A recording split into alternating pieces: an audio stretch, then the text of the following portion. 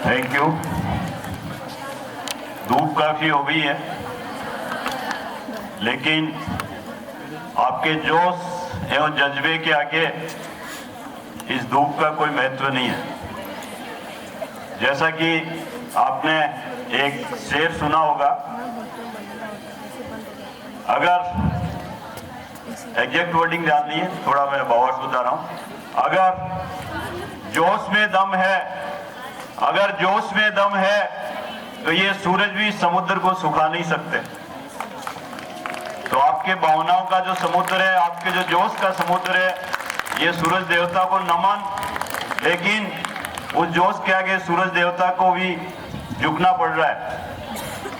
आज के हमारे मुख्य अतिथि परम आदरणीय बीपी सारस्वत साहब, हमारी बैंक ऑफ बड़ौदा की पधारी हुई टीम, चौधरी साहब, उनके संपदाधिकारी और साथ में पधारे हुए दूसरे तीसरे अतिथि हमारे प्रिंसिपल साहब, जिनकी वजह से ये सब धूमधाम सब आप देख रहे हैं, इनके ही नवाचार हैं ये, डॉक्टर रवि शर्मा जी, और एक नया जोश जो कॉलेज में और शुरू होने जा रहा है, हमारे principal doctor Anil Parashar ji, BSc nursing and GNM nursing, उसके प्रिंसिपल साहब। आज फर्स्ट स्पीच था उनका, उम्मीद है कि पूरा आप लोगों को पसंद आया होगा। पहाड़ों से लौट के पूरा जोश लेके इस राजस्थान की धरती पे वापस लौटे हैं। साथ में आज के कोऑर्डिनेटर मितेश जी, नेक कोऑर्डिनेटर हमारे जारोली साहब, और फुल जोश में भरे हुए हमारे हुकुम जी, किधर चले गए, फुल जोश, सब में जोश भरने वाले हुकुम जी, हमारी पूरी फैकल्टी, हमारी ऑफिस टीम एवं मेरी प्यारी बेटियों, सब वंडर गर्ल्स। सबसे पहले धन्यवाद हमारे सारस्वत साहब का, एक अल्प निवेदन पे आप पधारे और जैसी हमें उम्मीद थी उतना उससे भी बढ़िया शानदार उद्बोधन आपका रहा। इतना अद्भुत बोले कि हमारे कॉलेज के इतिहास में जो बहुत प्रखर वक्ता आए हैं, उनमें सबसे टॉप पे सारस्वत साहब आ गए हैं।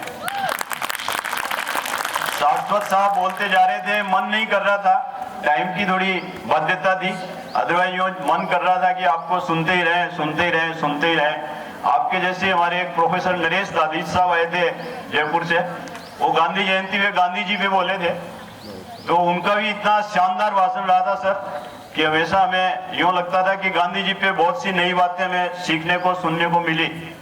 उसी तरह से आज युग पुरुष स्वामी विवेकानंद जी पे आपने काफी अनछुए पहलू और उनके जीवन के जो लाइव एग्जाम्पल्स आपने देते हुए हमारी बेटियों में जोश भरा है। मुझे पूरी उम्मीद नहीं, पूरा विश्वास है हमारी बेटियां उनको अपने जीवन में, उनको अपने आने वाले टाइम में उनको फॉलो करेगी और एक सफल नागरिक के रूप में आगे बढ़ेगी। सारस्वत साहब का धन्यवाद मैं इस बात के लिए भी देना चाहूंगा कि हमारा जब BEd college, BSc BEd, BA BEd जब चल रहा था, तो जैसा प्रोसीजर होता है बट नेचुरल है, इनकी जो हेल्प की हमें जरूरत पड़ी। यूनिवर्सिटी में कई जगह हम लोग अटक गए थे, तो सारस्वत साहब ने पूरा तन मन एकदम पूरा लग करके हमारी फाइल को आगे बढ़ाया और आज रिजल्ट है कि हमारे जो डिग्री कॉलेज के साथ में बीएड कॉलेज सक्सेसफुली चल रहा है सर। और इस साल हमारा फर्स्ट बैच पास आउट हुआ है, 400 बच्चियां, हमारी 400 बेटियां इस बीएड कॉलेज में आ गई है। और बीएड के आने से हमारे कॉलेज में एक नई जान आई है। ये इधर बीएड वाली बोल रही है, डिग्री भी कम नहीं है हमारी। हाँ, वेरी गुड, वेरी गुड। और आने वाले 1 महीने के अंदर अंदर जो बीच में गैप रखा है उसमें नर्सिंग भी आ जाएगा, जो गैप बीच में दिख रहा है। तो उसमें अनिल पारासर साहब के नेतृत्व में हमारी नर्सिंग की छात्राएं पूरा जोश भरेगी और किशनगढ़ में हमारे आरके कॉलेज का नाम किशनगढ़ में नहीं पूरे राजस्थान में रोशन करेगी।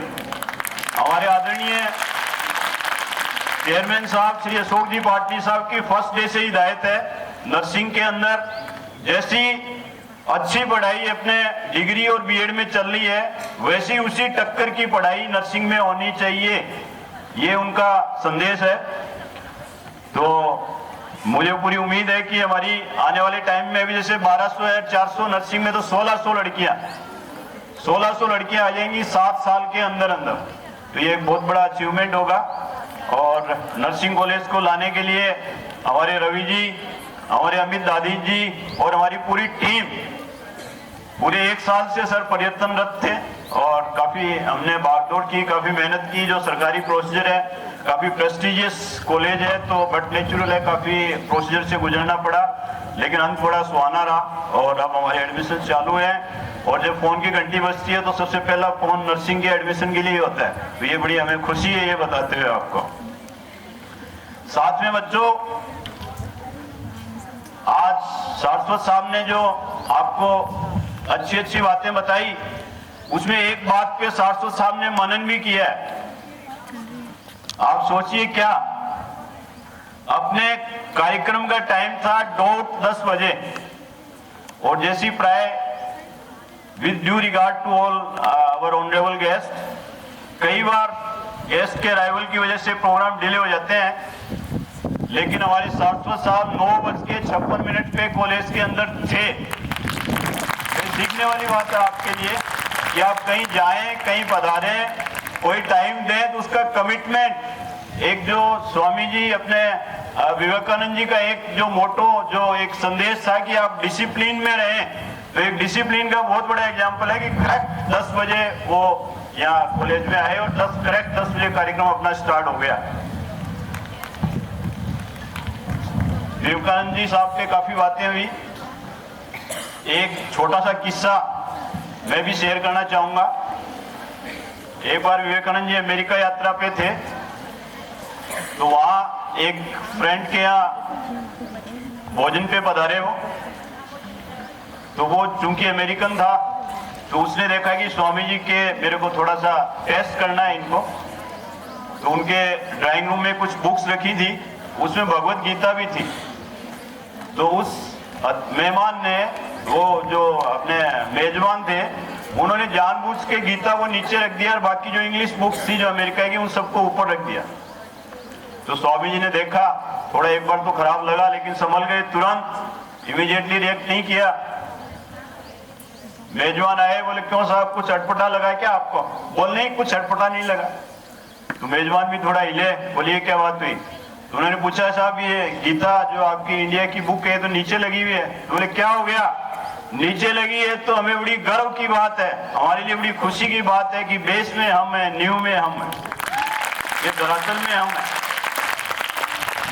तो इतना अद्भुत, उनका हर बात में एक पॉजिटिव थॉट, एक पॉजिटिव सोच हमेशा रहती थी। वो एक बड़ी सीखने वाली बात है।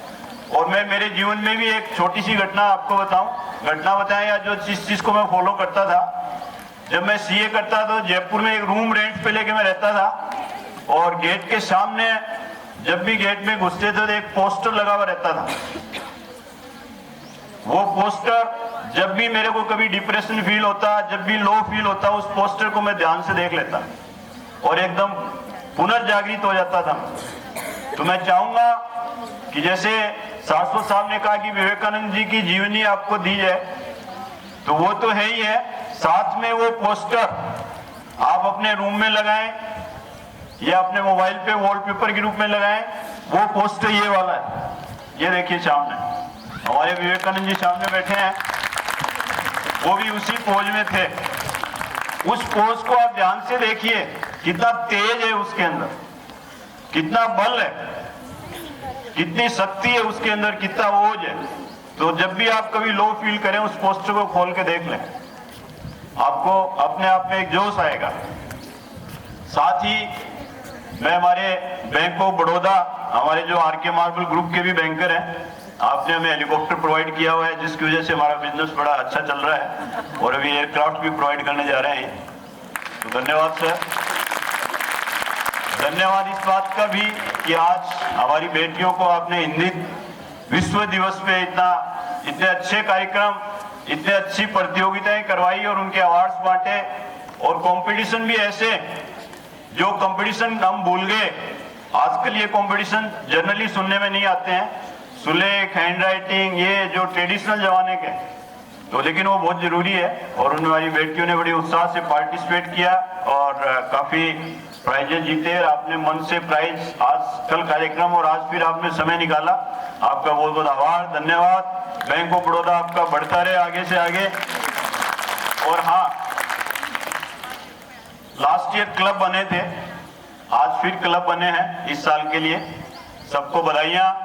कमेटीज बनी है, उनको भी बधाइयां। मुझे पूरी उम्मीद है कि जिन जिन क्लब के जो कार्यकारिणी बनी है, वो जिनको जो काम सौंपा गया है वो काम बड़े मन से करेंगे, लगन से करेंगे और अपने क्लब की प्रेजेंस दिखाएंगे। ऐसा नहीं कि यहाँ शपथ ली, सर्टिफिकेट घर पे रखा, छुट्टी, ऐसा नहीं, पूरा अपना प्रेजेंस दिखाएंगे। लास्ट ईयर जब क्लब बने थे तो एक क्लब मैंने भी जोड़ा था, अगर पुराने बच्चे हो तो ध्यान होगा, एक सी क्लब जोड़ा था मैं। सी पे आपको कुछ बातें बताई थी, कमिटमेंट और कई चीजें बहुत सारी थी। तो इस बार भी मैं एक क्लब और जोड़ूंगा। वो क्लब शाश्वत साहब स्पीच दे रहे थे, हमारे पारासर जी स्पीच दे रहे थे, उसी में से निकल के आ गया बात। उस क्लब का नाम है करुणा क्लब। और वो क्लब मैं समझाने से पहले आपको एक छोटी सी स्टोरी सुनाऊंगा, छोटी सी।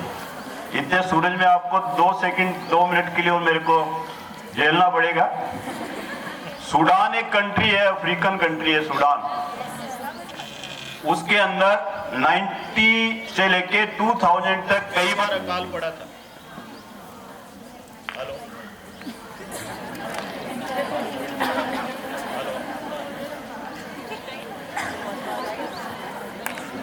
हेलो, आ गई। तो उस टाइम खूब अकाल पड़ा था। तो उस अकाल के टाइम पे अकाल के सीन्स को कवरेज करने के लिए एक विदेशी पत्रकार सूडान की धरती पे हवाई जहाज से आया।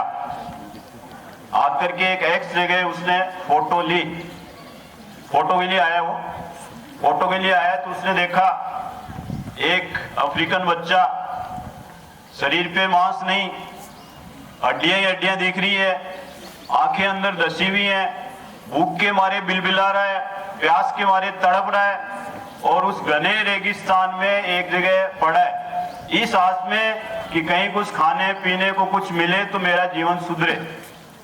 उसी दौरान वो पत्रकार साहब आए। पत्रकार साहब ने भी देखा कि ये पोस्ट तो थोड़ा सा बढ़िया नहीं बन रहा है। इतनी देर में एक गिद्ध आया उधर से, वल्चर, सुना आपने, देखा है, जो आदमी इंसान को खा के उड़ जाते हैं। तो गिद्ध आया तो पत्रकार ने सोचा अब फौज बढ़िया आएगा, तो उन्होंने आधा घंटे तक वेट किया फोटो लेने के लिए कि ये गिद्ध किस डायरेक्शन में आए, कैसे आए, इस पे झपटे कैसे करे, तो उस टाइम मैं फोटो लूं। और एक बहुत अच्छे एंगल से उन्होंने फोटो ली और फोटो लेके इमीडिएटली उन्होंने वर्ल्ड ओवर फोटो को सर्कुलेट कर दिया। बड़ी तारीफ हुई इस फोटो की, जम के तारीफ हुई। बोल साहब क्या फोटो खींचा है, क्या दयनीय स्थिति को दिखाया है, कैसे एक बच्चा भूख के मारे तड़प रहा है, रेगिस्तान सूखा पड़ा है, कहीं आसमान में आग बरस रही है, कुछ भी नहीं है। और इतना बढ़िया उस टाइम का फोटो इन्होंने लिया। दुनिया भर के प्राइज, वर्ल्ड के नामी प्राइज उनको मिले, एक से एक जम के उनके लिए प्राइज की घोषणा हुई। आप गूगल पे डालना, वो आपको फोटो भी आ जाएगा। कुछ टाइम बाद एक दूसरे पत्रकार ने उनका इंटरव्यू लिया, उस फोटोग्राफर का, कि साहब आप फोटो लेने गए, क्या देखा, कैसे क्या था। तो उसने बताया साहब एक गिद्ध था, एक वल्चर था। तो उसने कहा एक नहीं 2 थे वहां। बोल नहीं, मैंने तो एक ही देखा। बोले 2 थे। कैसे थे मैं बताता हूं। एक गिद्ध वो था और दूसरे गिद्ध आप खुद थे। आप खुद इसलिए थे कि वो बच्चा भूख के मारे तड़प रहा था, प्यास के मारे बिलख रहा था और उसका कोई अता पता नहीं था कब ऊपर सिधार जाए, और वो गिद्ध उस पे झपटा मारने के लिए तैयार था। तो आप में इतनी भी करुणा नहीं आई, जो करुणा क्लब है ना, वो आप गौर करें, इतनी भी आप में करुणा नहीं आई कि आपके बैग में से पानी की बोतल निकाल के पानी पिला दूं, आपके बेड से बिस्किट निकाल के उसको खिला दूं, या उस गिद्ध को भगा दूं, कुछ भी कर दूं। आप आप तो फोटो लेने में व्यस्त थे, आपने आधा घंटा वेट किया, आप फोटो ली, भागेगी, मेरी तो फ्लाइट निकल जाएगी, तो आप दूसरे की तो आप थे। अब वो फोटोग्राफर को रियलाइज हुआ कि ये बात सही कह रहा है। अब उसके बाद इंटरनेट पे 2-3 बातें आ रही है, कहीं तो आ रही है कि उसने फोटोग्राफी छोड़ दी, सारे प्राइज फेंक दिए, कुछ में आ रहे हैं कि उसने सुसाइड भी कर ली। अब ये फैक्ट मेरे पास नहीं है, लेकिन इन ऑल ये स्टोरी थी। तो करुणा क्लब, इतने क्लब बने हैं तो साथ में करुणा क्लब का भी होना बहुत जरूरी है। आपके मन में एक दया भाव, जैसे शास्त्रों साहब ने बताया कि मां को विवेकानंद जी ने चाकू भी उल्टा दिया, तो ऐसे आपके मन में मेरे को पूरी उम्मीद है हमारी बेटियों में भी करुणा का भाव कूट कूट कर भरा हुआ है। ये चीज हमने देखी है कोविड टाइम में, जो आपने सेवाएं दी, हमारे जो एनएसएस के वॉलंटियर्स जगह जगह गए, जगह जगह उन्होंने दवाइयां बांटी, खाने के पैकेट बांटे, तो अपने आप में एक उदाहरण है कि हमारी बेटियों में कितनी करुणा है। और नारी जाति तो अपने आप में ही करुणा की सूचक है। तो मैं चाहूंगा कि हमारी बेटियां एक मानवता का भाव, दया का भाव हमेशा साथ रखें। वो दया का भाव जरूरी नहीं कि पैसे से ही आए, बहुत कुछ दया भाव में शामिल है। आप किसी का टाइम साथ दें, आप उसके साथ रहें, उसके दुख दर्द पूछें, परिवार में साथ रहें। जो ये अभी माहिम हुआ था उसकी तरह मोबाइल में ज्यादा नहीं भटके, मोबाइल से बाहर निकल के परिवार का आप साथ दें और अपने अच्छे टाइम का इंतजार करें, अच्छे टाइम के लिए लगें। इन्हीं सब शुभकामनाओं के साथ पुनः मैं आप सबको बधाई, और इस युवा दिवस, इस विवेकानंद साहब की जयंती पे आपको नमन। और हमारी एक बेटी कितनी सुंदर विवेकानंद बन के आई है, उनको भी नमन, और हमारी जितनी भी मातृ शक्ति है उनके लिए नमन। और मैं चाहूंगा हमारे विवेकानंद जी जो बैठे हैं वो आए और हमारे अतिथियों के साथ भी एक अच्छा सा फोटो खिंचवाएं, ताकि हमें भी एक लगे कि यह उन विवेकानंद जी को नहीं देखा है लेकिन इनको हमने देखा है। तो पुनः आपका धन्यवाद, आशीर्वाद, बधाई। जय हिंद, जय भारत, धन्यवाद, थैंक यू।